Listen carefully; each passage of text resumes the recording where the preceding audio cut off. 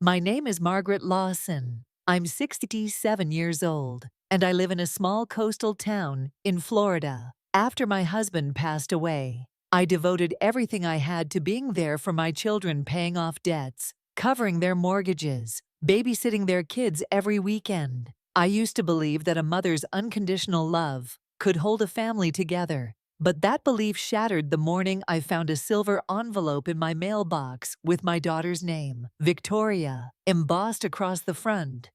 Inside was an invitation to her baby shower with her husband, Richard. 2 years of silence, not a phone call, not a coffee date, not even a text. And now, the first thing I hear from my own daughter is a formal invitation wrapped in a pale blue ribbon. My heart twisted between anger and hope.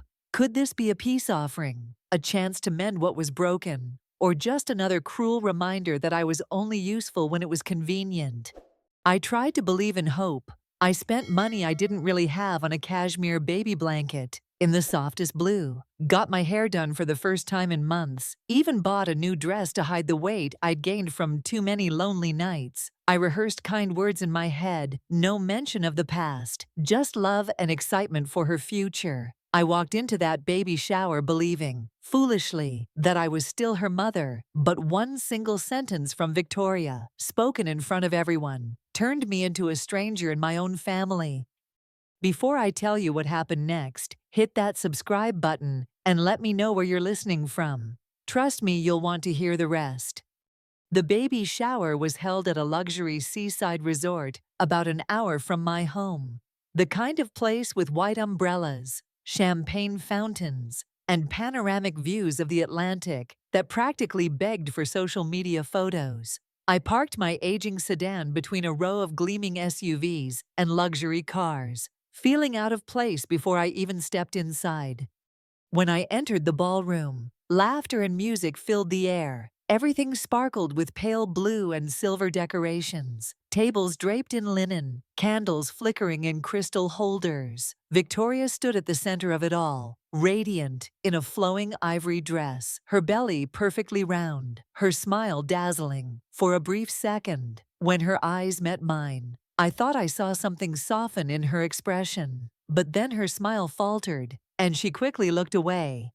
I approached with my gift, the carefully wrapped cashmere blanket, and gave her a hug. She hugged me back stiffly, her body tense. "You came," she said, her tone flat, her eyes already scanning the crowd for someone else. "Of course," I replied, forcing cheer into my voice. "I wouldn't miss this. You look beautiful." She nodded quickly and slipped back into her circle of friends, leaving me standing alone with my carefully chosen words still on my lips. I found a seat near the back and tried to blend into the background. No one approached me. The conversations flowed easily around me, but not toward me. Even my son, Daniel, was there with his wife Lisa, but they didn't come over and they were laughing with Richard's parents, their faces animated, their backs turned to me as if I weren't even part of their world. I sat quietly, clutching my water glass while servers glided around, offering champagne. I watched as Victoria opened gifts, tiny clothes, strollers, handmade quilts. Each gift brought gasps and applause. Mine sat untouched at the bottom of the pile, buried beneath glittering packages. Still, I waited patiently, telling myself that eventually she would notice me, thank me, include me.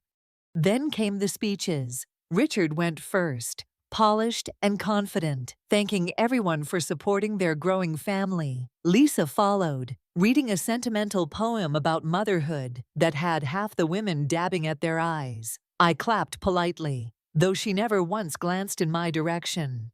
Finally, it was Victoria's turn. She stood gracefully, one hand resting on her belly, the other raising a glass of sparkling water. "I want to thank you all for being here," she began, her voice carrying effortlessly across the room. "Starting a family is the most terrifying and wonderful thing I've ever done, and having all of you in my life means the world." Her gaze shifted, and I felt my breath catch. She wasn't looking at me. She was looking at Evelyn Carter, her mother-in-law, sitting in the front row in a designer dress with perfectly coiffed silver hair.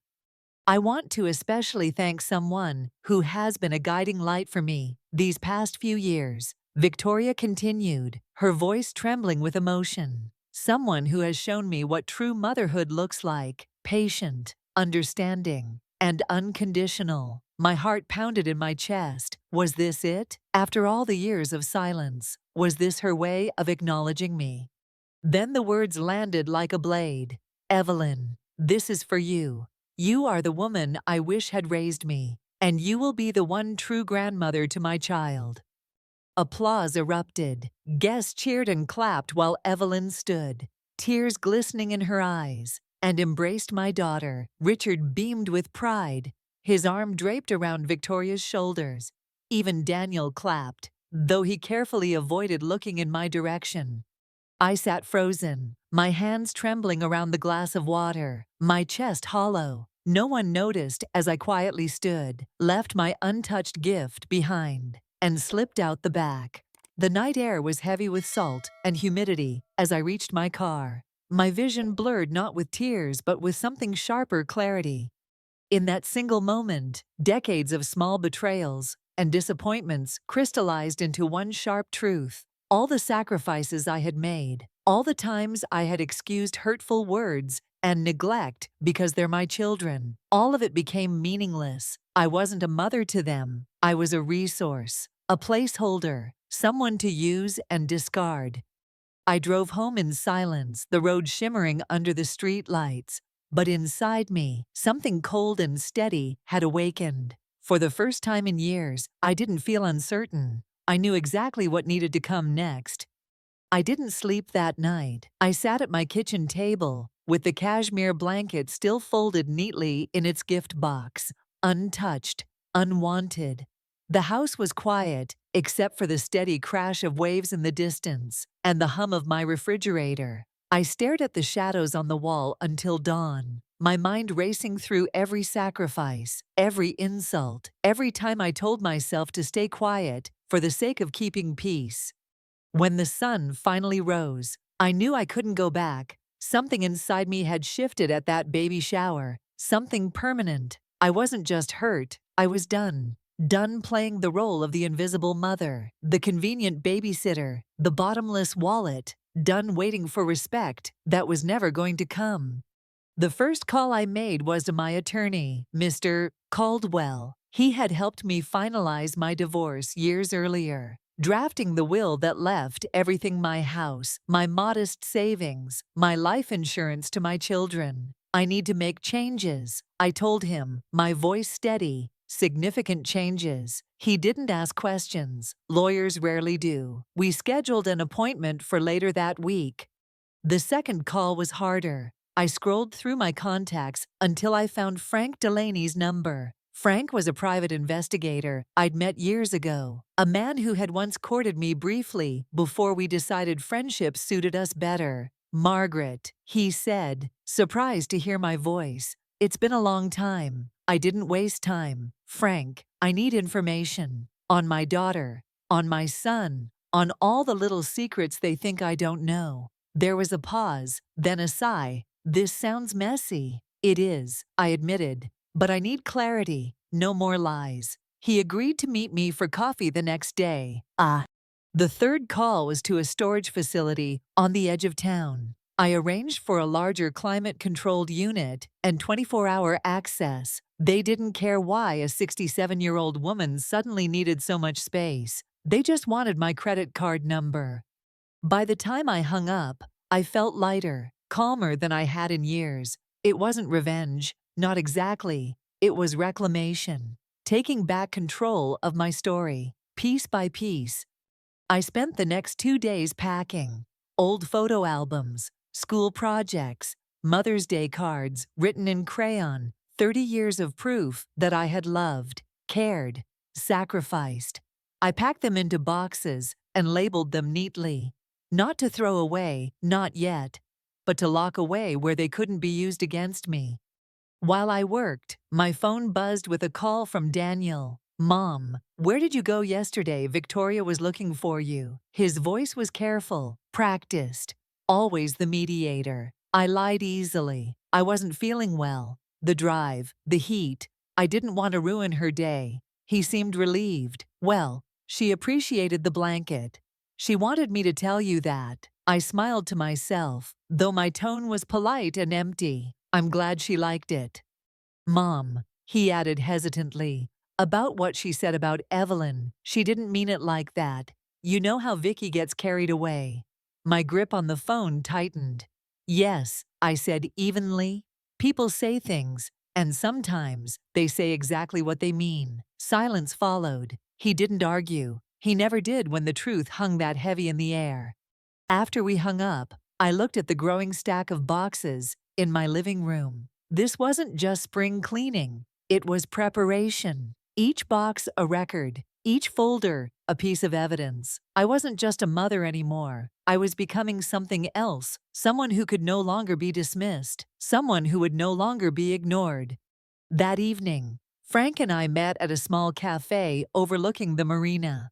He looked older, grayer, but his eyes were still sharp, so, he said after we ordered coffee, "What exactly do you want me to find?" I leaned forward. Everything. Credit cards, loans, text messages, emails. If they've used me, mocked me, stolen from me, I want proof. Frank studied me carefully. This isn't about reconciliation, is it? I shook my head. No, it's about truth. And once I have it, they'll never look at me the same way again. As I walked home later, the night air thick with salt, I realized I wasn't afraid anymore. For decades, fear had kept me silent, the fear of losing them, of being alone, of not being needed. But silence had only made me disposable. Now, with every call, every plan, every step, I was finding my voice again.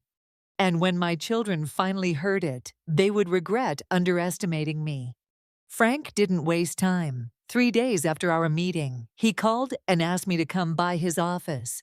I walked in to find a thick manila folder waiting on his desk, its edges stuffed with papers and photographs. "You sure you want to see all this?" he asked, his voice low. I nodded. "I'm sure."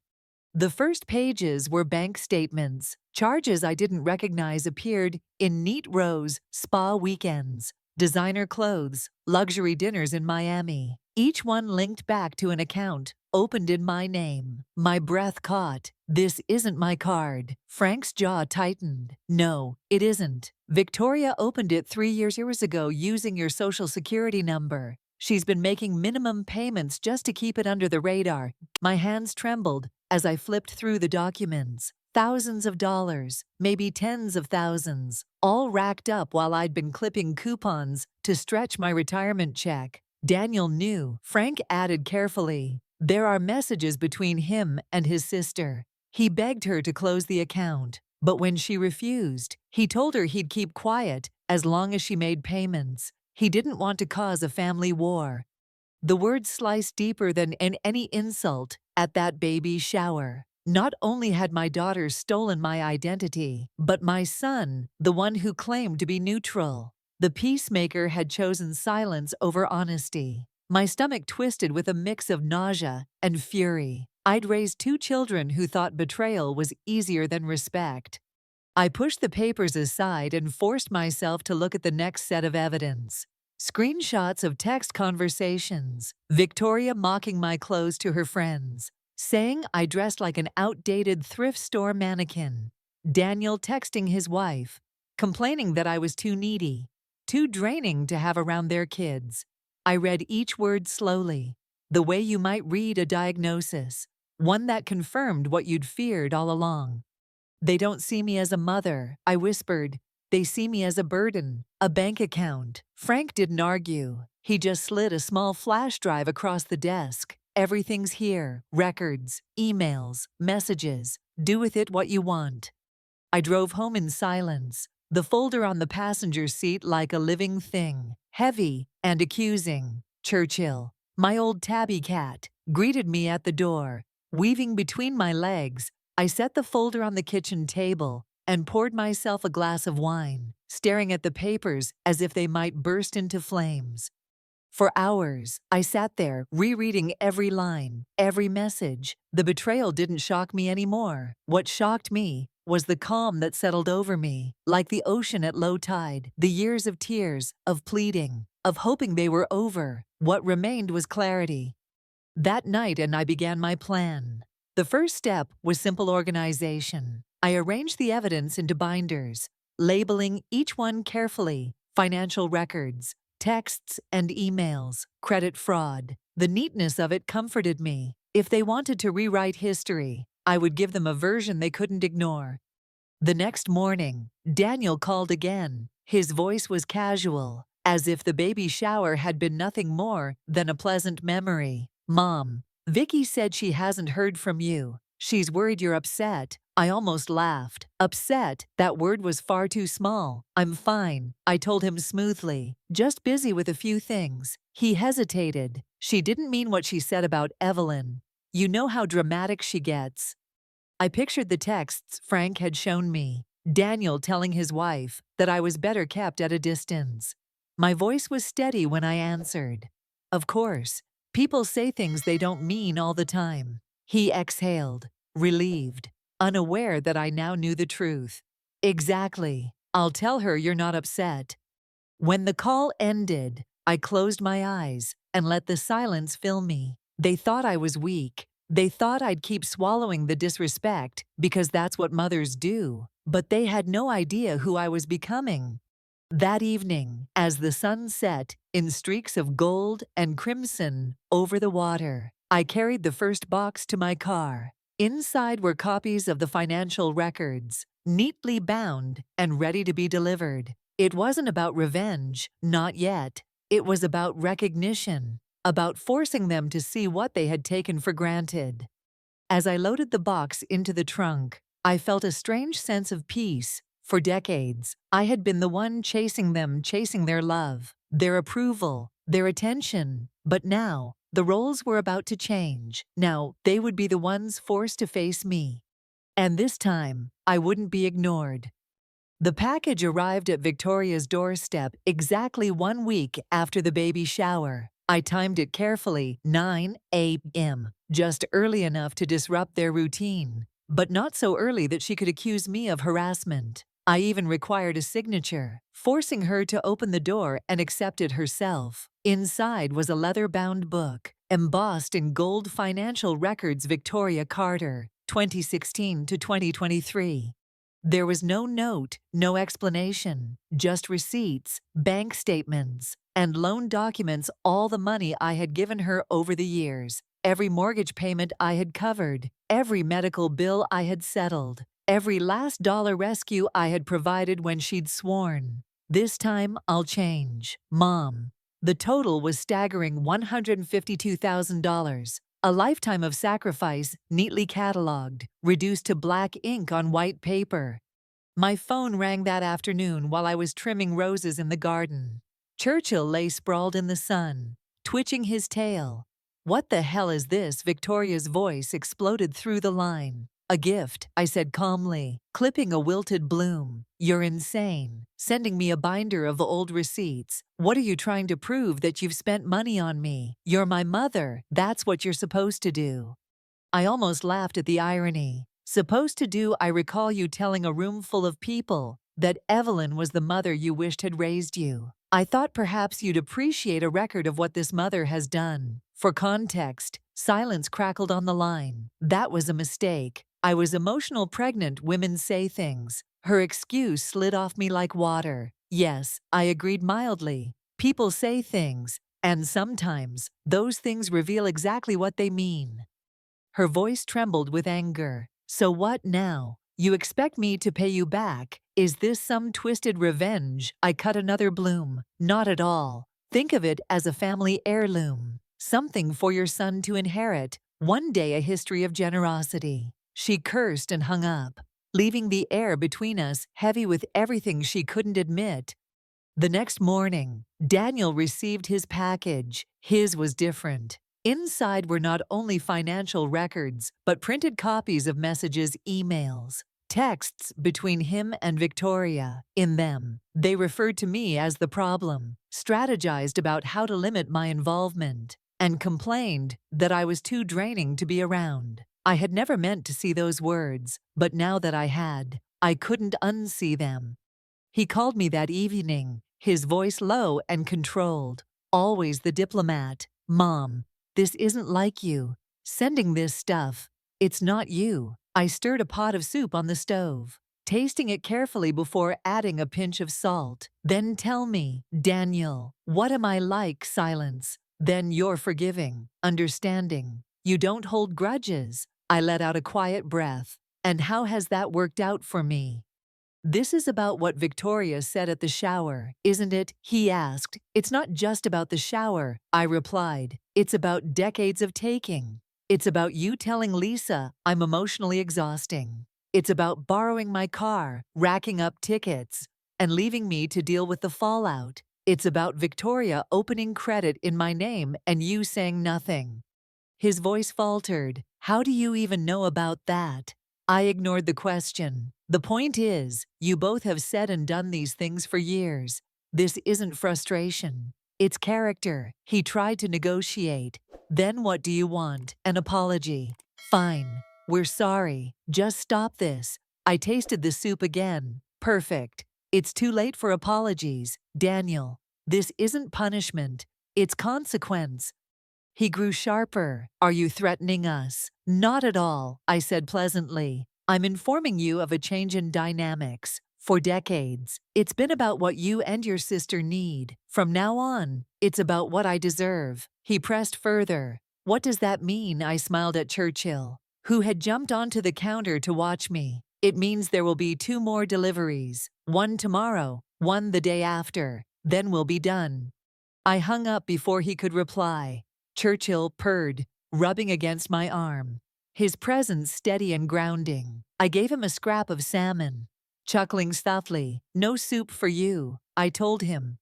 That night, I slept more peacefully than I had in years. For the first time, I felt the balance shifting. They had spent decades underestimating me, dismissing me, rewriting me into the role of a disposable mother. But now, with each package delivered, each truth revealed, I was rewriting the story myself. And this time, they had no control over the ending. The next morning, 2 identical envelopes went out, one to Victoria, one to Daniel. I didn't send them with flowers or soft words. I sent them registered mail, signatures required, the way you deliver something legal and unavoidable. Inside each was a copy of my new will, freshly signed and notarized, dated the day after the baby shower. For decades, my estate had been split neatly between my children, my modest home, my savings, the life insurance I had faithfully paid into. All of it was meant for them, not anymore. The new will outlined a very different future. 50% to the animal shelter where I volunteered, the one that took in the strays no one else wanted. 25% to the community college scholarship fund for single mothers, and the remaining 25% into a trust, one that would be available only to grandchildren who sought me out after turning 18. Nothing for Victoria. Nothing for Daniel. I had also included documentation of the irrevocable trust I had established. It couldn't be contested, couldn't be undone, no matter how loudly they screamed. For the first time in decades, I had locked a door and thrown away the key. The calls started within hours. Victoria's number flashed across my phone screen, followed by message after message. You can't do this. This is cruel. Family means obligation. I let every call roll to voicemail. Obligation had been my currency for too long. I was done trading in it.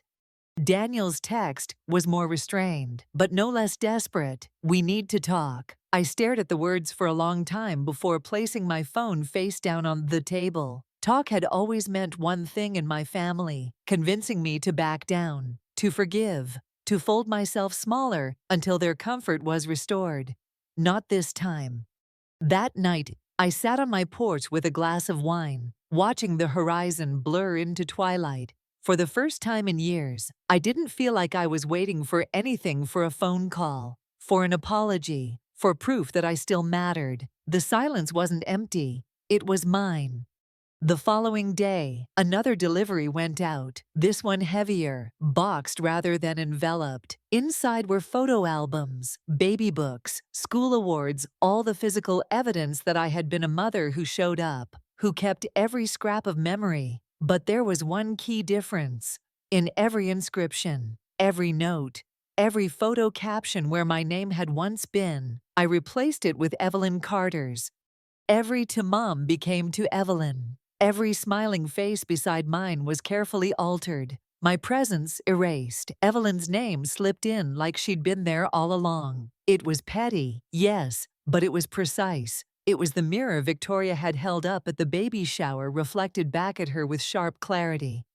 3 hours after delivery, my doorbell rang. Victoria stood on my porch, her face blotchy with tears, clutching the altered albums to her chest. Daniel pulled up moments later, his car skidding into the driveway, his expression tight with panic. For a moment, seeing them both there, I felt something flicker memory, not regret, a reminder of who they had once been to me. Then Victoria's voice cut through. "How could you do this?" she demanded, her voice shaking. "These are our memories. You've defaced them." I looked at her calmly, almost serenely. "I thought you'd prefer Evelyn in them. After all, you said she was the mother you wished had raised you," said.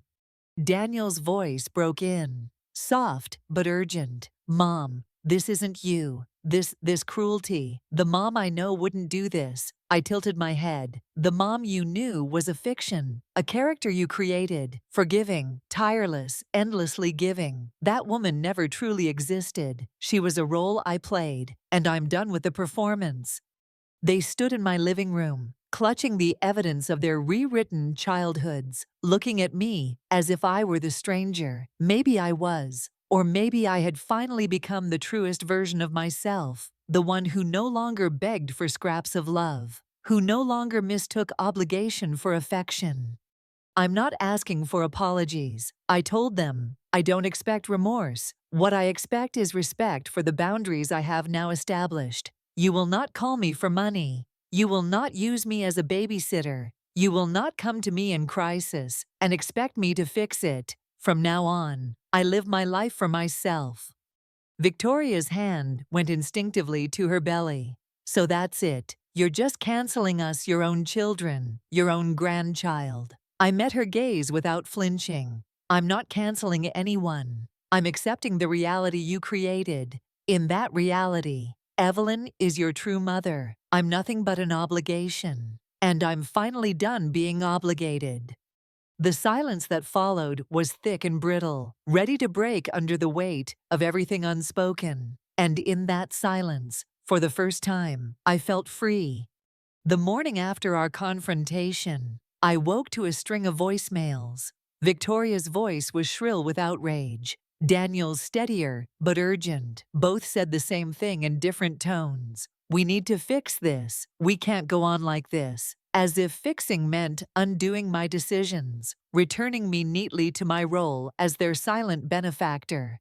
I poured myself coffee, sat by the window overlooking the waves, and let the messages play without answering. For years I had been their safety net. When they stumbled, I caught them. When they fell, I cushioned the blow. Now they were finally learning what it felt like to hit the ground without me.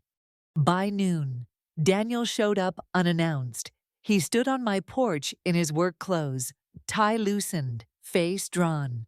"Mom, please," he began before I could even invite him inside. This has gone too far. Victoria's hysterical. She's not sleeping. It's dangerous for the baby."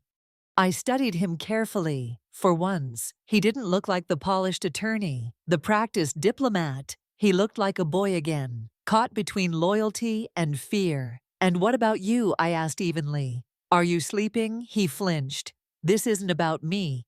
It's always been about you." I corrected. "Both of you. Your needs, your wants, your comfort." My role was to provide it all, quietly, without complaint. "That role is over." His jaw tightened. "So what? This is revenge. You're trying to punish us." I set my coffee cup down. "Not revenge. Consequence. There's a difference. Revenge is about anger. Consequence is about balance. I'm simply restoring the balance. He followed me inside, frustration simmering. There has to be another way. Therapy, mediation, something. I almost laughed.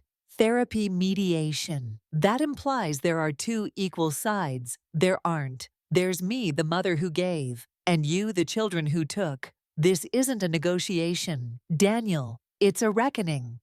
Before he could argue further, the doorbell rang. Victoria. Her face was pale, her eyes red from crying, but her chin was lifted in defiance.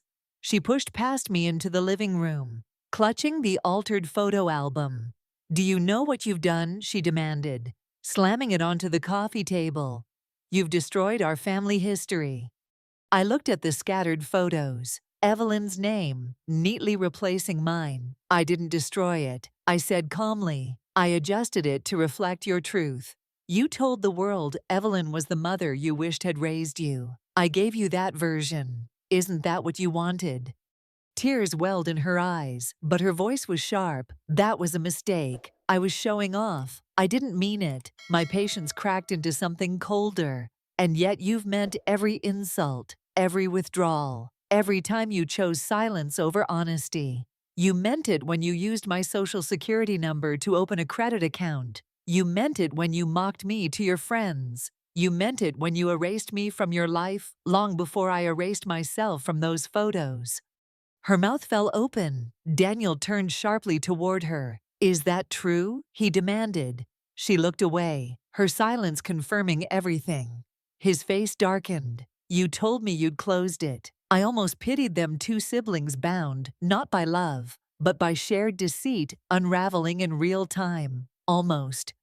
I crossed to my desk and retrieved two thick envelopes, sliding one toward each of them. "This," I said, "is the final delivery. Copies of my new will, the trust, and every piece of evidence Frank collected. If you ever think to challenge me, understand you'll be fighting paper, signatures, law. You will lose." Victoria clutched hers like it was poison. "You can't cut us out," she whispered. "We're your children." I met her eyes without flinching. Children who grew into adults who treat their mother like an inconvenience. Biology isn't a free pass to abuse. Daniel's eyes dropped, almost pleading. "So what now? You're just done with us?" I felt no tremor, no doubt. "Yes, I'm done. I've carried the weight of being everything for you both. I'm laying it down. What you choose to do with that weight now is your problem, not mine."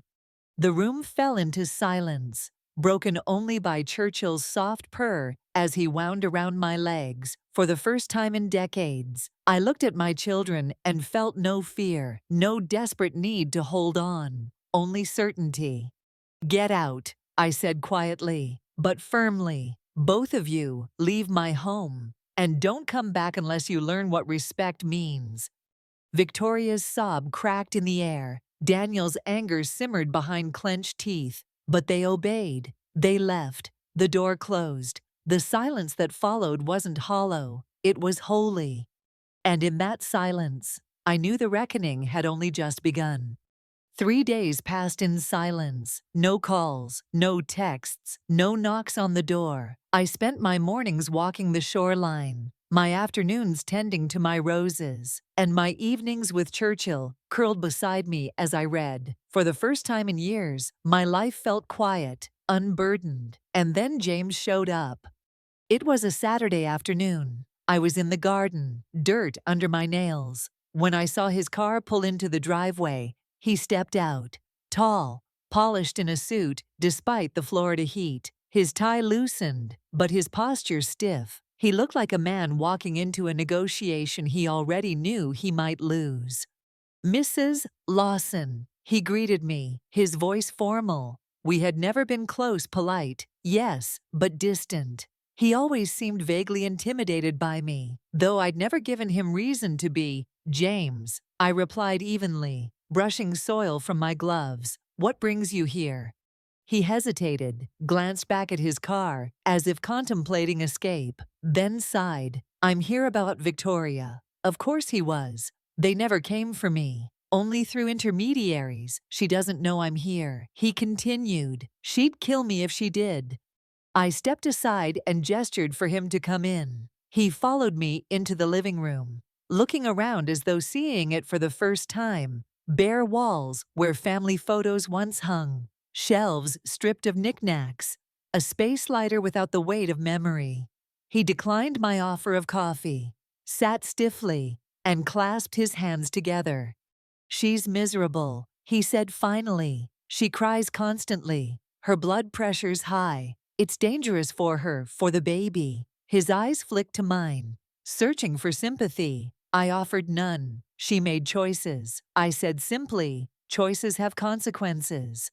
He leaned forward, his voice dropping. It was a mistake. What she said at the shower, she didn't mean it. I arched a brow. Didn't mean it. She looked her mother-in-law in the eye and declared her the only true grandmother. That's not a slip of the tongue, James. That's truth spoken without filter. He winced, but pressed on. She was showing off, trying to prove something to my family. They have money, influence. She's always felt she had to prove she belonged. He paused, his tone softening. She regrets it. She wants to apologize. She just doesn't know how. I sat back, studying him. So she sends her husband instead, hoping I'll be softened by a third party, by polite words and excuses. My voice was calm, but steel threaded through it.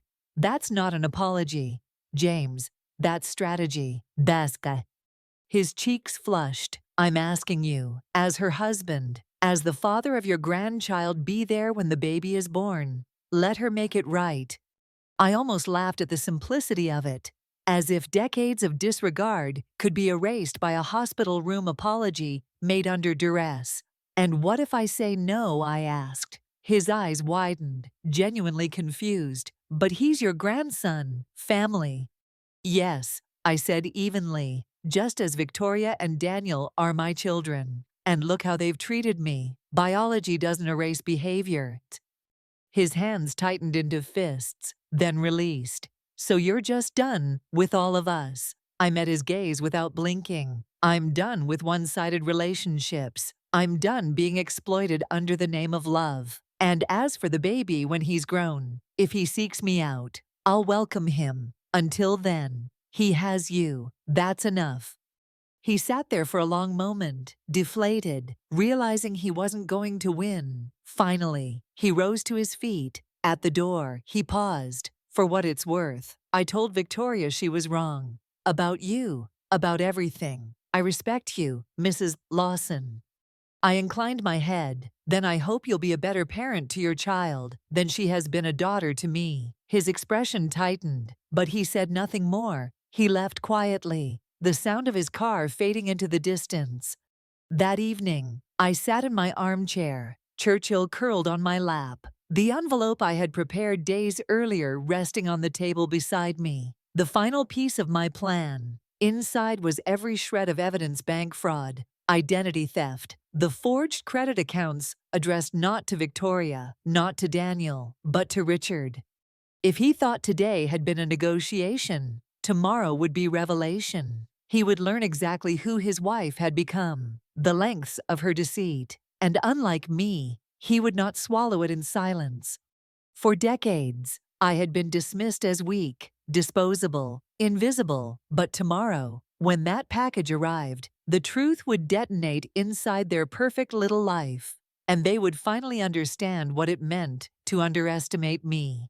I never did hear from Victoria after the package reached Richard. Not directly. At least, word traveled through the small-town grapevine instead. Whispers about shouting matches, a marriage straining under the weight of truth, Richard moving money into a separate account, my daughter's anger, her tears, her desperate spin of the story. It was all noise in the distance.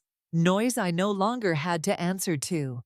Daniel reached out once more. A single text that read, "Mom, we can still fix this." I stared at it for a long time, then deleted it without replying. Fixing would have meant erasing everything, going back to being the quiet, convenient version of myself they depended on. But that version of me no longer existed. I had buried her the moment I walked out of that baby shower.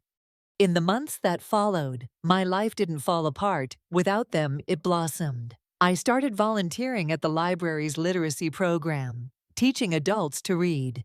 I took weekend trips with friends, strolled gardens I had always meant to see, learned to savor evenings of solitude instead of fearing them. My days were no longer consumed by waiting for calls, for scraps of attention, for validation that never came.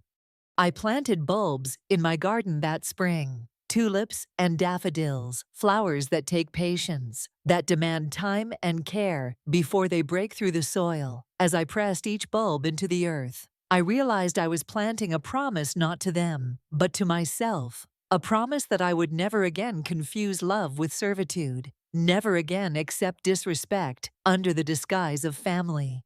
Sometimes, when I sit on my porch with Churchill purring beside me, I imagine the day my grandson grows old enough to choose for himself. Maybe he will find me, maybe he won't. Either way, he will learn the truth that love without respect is no love at all. And if he learns that lesson sooner than I did, then perhaps everything I endured will have meant something.